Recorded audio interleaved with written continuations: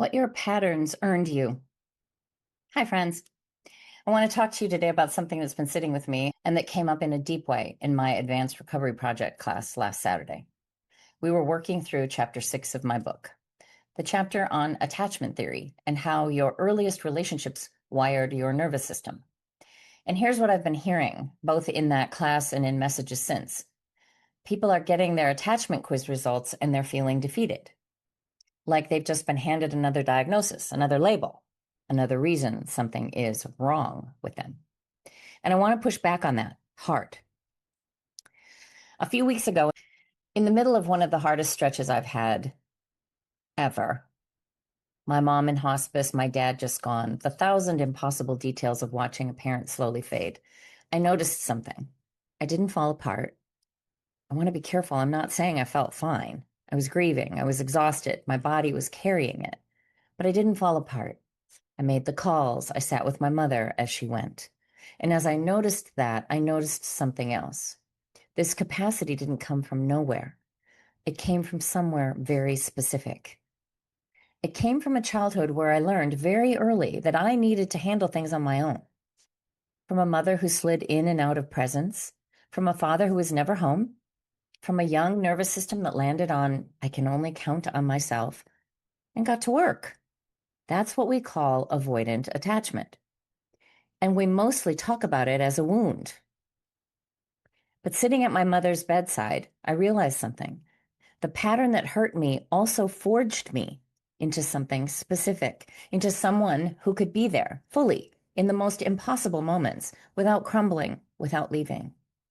That capacity is real, and I earned it. Your patterns earned you something too. Now, quick aside, if you haven't taken the attachment quiz on my website yet, I'd really encourage you to do that. It's free, takes about 10 minutes, and it'll show you which patterns are most active for you. The link is in the description of this video. And here's something to know going in.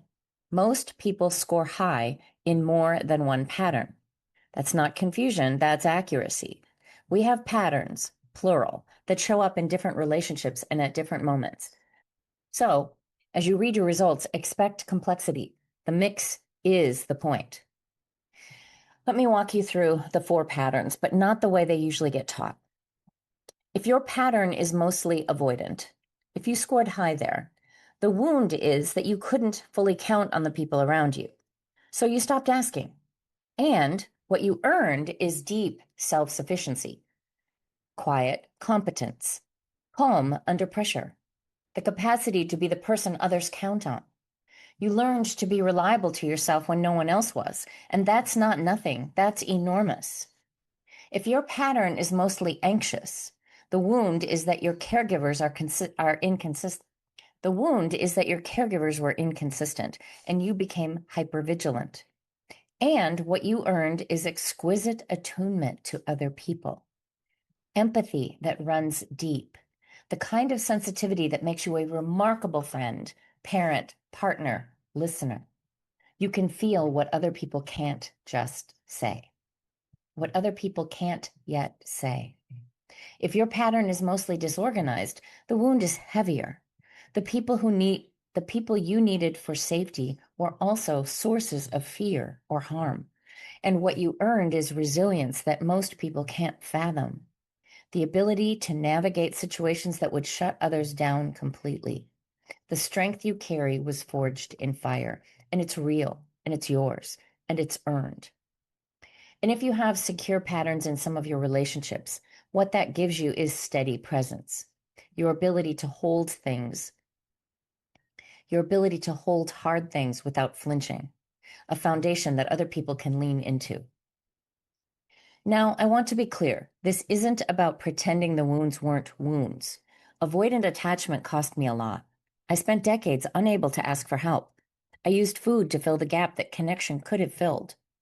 Those are real losses. They deserve naming. And sitting at my mother's bedside, I was glad to be the kind of person I had become.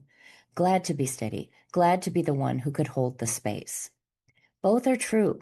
The wounds are real. The gifts are real. And the work is to keep the gifts while releasing the wound's grip. That's what earned secure attachment actually is. It's not replacing your patterns with different ones. It's becoming a person who carries the gifts consciously, without the cost, self-reliant and able to ask for help, attuned and able to rest, resilient and able to soften. The capabilities you developed don't go away. The wounds underneath them do.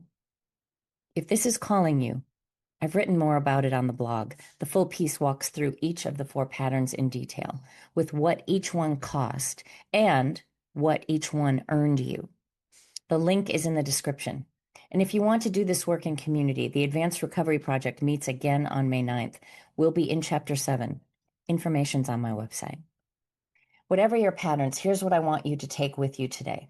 You survived them. You navigated them. You came out of them carrying real strengths, even if you've been trained to see only the wounds.